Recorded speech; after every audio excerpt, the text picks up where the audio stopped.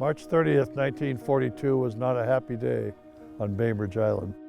The United States government had decided to evacuate all Japanese living along coastal areas.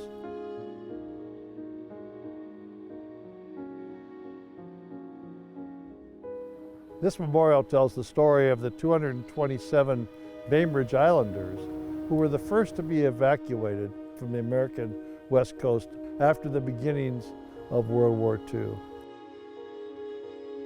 It's a sad story when United States citizens are taken under guard and kept in camps for almost the entire duration of the war. Kazuko Sakai Nakao, now known as Kay to everyone on the island, was 22 years old when she was evacuated with her family and many, many other families. They went first to Manzanar, California, and then to Minidoka Camp in Idaho. It wasn't easy. It was a tough life. It's not a story that we like to talk about, but it must be told.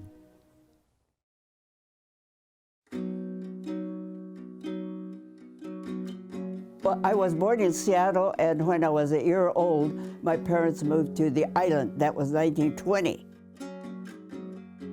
My father bought a forest, and we cleared that, and that's where Commodore School is now, an Ordway school. That was all Sakai Farm. What did you grow on the farm? Nothing but strawberries. So you've lived on the beach here how many years now? We bought this place in 1946, and there was an old farmhouse by the cherry tree. And we lived there for 15 years, and then we built this house, had this house built. How many kids did you raise here? 3. 3. And you were involved after the war in starting one of the first orthopedic guilds on the island. Yes. Tell me about that. Yeah, we formed the Nisei Orthopedic Guild. Yeah, and we raised money for the hospital. Children's Hospital. Yeah. Yeah. And that's gone on for a long time. Yes, yes, many years. And all the members are in heaven. I'm the only one left. You had a lot of wonderful friends, I'll tell you, that worked on that. Oh, God, yes. The United States was building up towards a war with Europe and so forth. And suddenly we had this attack at Pearl Harbor. Tell me about your reaction to that. Well, when we first heard it on the radio, Pearl Harbor was attacked. Well, we were country bumpkins. Where in the Sam Hill is Pearl Harbor? Didn't even know. A few weeks after Pearl Harbor, this poster went up on the island. You remember when you first saw that poster? What were your feelings when you saw it? Very scary, because, you know, our home is our safe haven. We feel secure and safe, and suddenly we're uprooted, never told where we're going, how long we're going to be gone. So it was really puzzling and scary. What was your dad and mom worried about, and what did you have to figure out? Oh, Dad says, burn everything Japanese. And what we couldn't burn, we dug a big trench and threw everything in there. And when I think about that now, I think, oh my goodness. And how many days did you have to prepare for that, to leave? Maybe about 6 days. How did you decide what to take with you? It was hard, because they said only what you could carry. Well, how much can you carry? We just had a suitcase, and whatever we thought that was important, we put in there. And so, I don't know how many layers I had on. I had a wool suit on, a wool coat on, and then go to Manzanar. The Army truck came and took us to the dock. It was a very sad feeling as the ferry left the dock and the island got smaller and smaller and we didn't know where we were going. So it was really puzzling and scary. And what happened when the ferry got to Seattle? The train was waiting for us. So we all got on the train. No place to sleep. We slept sitting on the hard bench seat. 2 nights, 3 days. We don't know where we're going. But as we're going, it gets warmer and warmer. And then the train went as far as Mojave. There we transferred to the bus. And I was sitting in the front. And as we're going, I'm looking way out yonder and I see this black building, heat waves, and I said to my seatmate, am I glad I don't live in a place like that?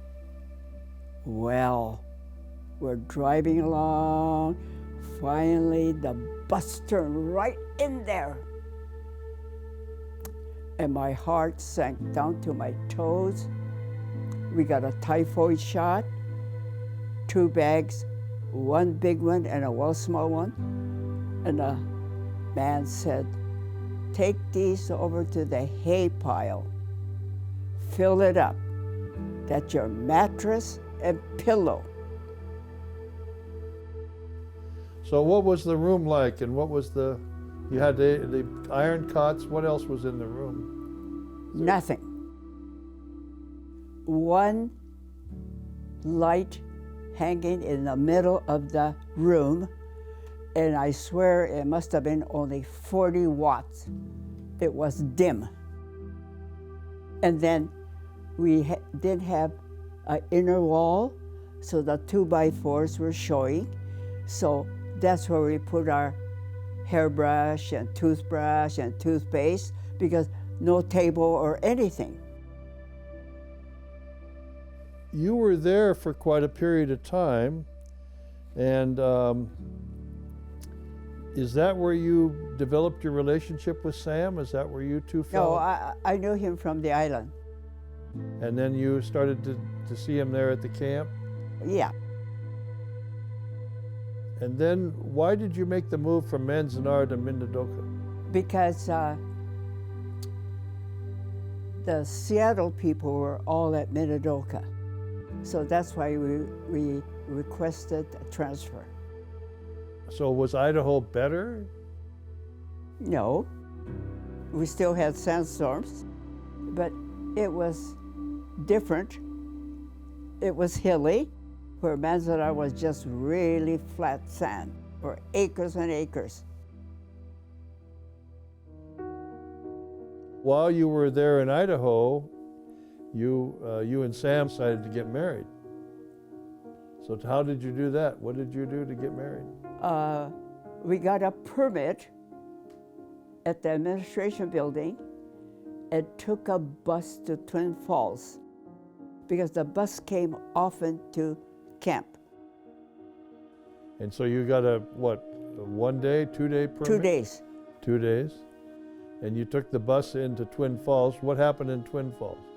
Well, we went up and down the street looking for a minister. So you went into the church and they said they would marry you. And then what happened after you got married? Did you stay the night there? Yeah, we went to have dinner. Chicken dinner, fried chicken dinner. What a treat. Was it good? Yeah, it was good compared to camp food. Oh, golly.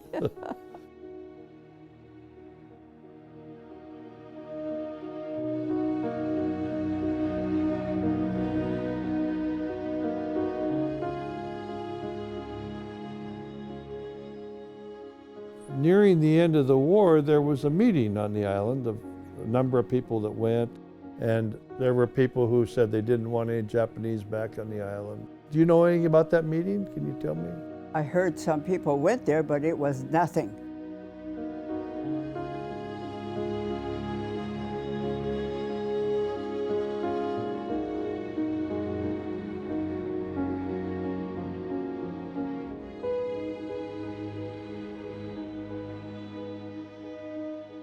Do you ever feel racial prejudice now? Do you feel any? No, I don't.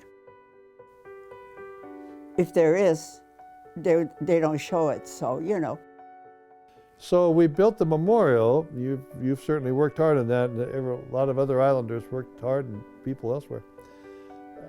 Has that helped to tell the story, the memorial? I think so.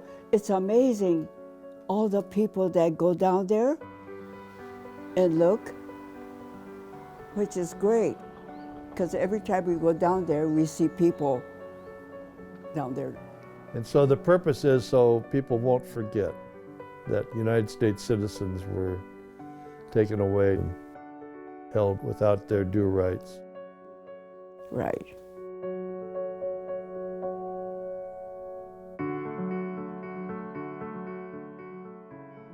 The people that come to the memorial and leave messages and leave origami, does that make you feel good? Does that impress you? Yeah. Surprise you at all? Or? Yeah, it makes me feel good to think that people probably are thinking positively, and just to see the memorial itself, it says a lot without anybody saying anything. Did this whole process of internment, did it change your views on life, or did you come away from it unhappy or disgruntled or anti-American or anything, or just, did you look at it as just a facet of your life? I say, try to love everybody. Be happy. Have joy in your heart.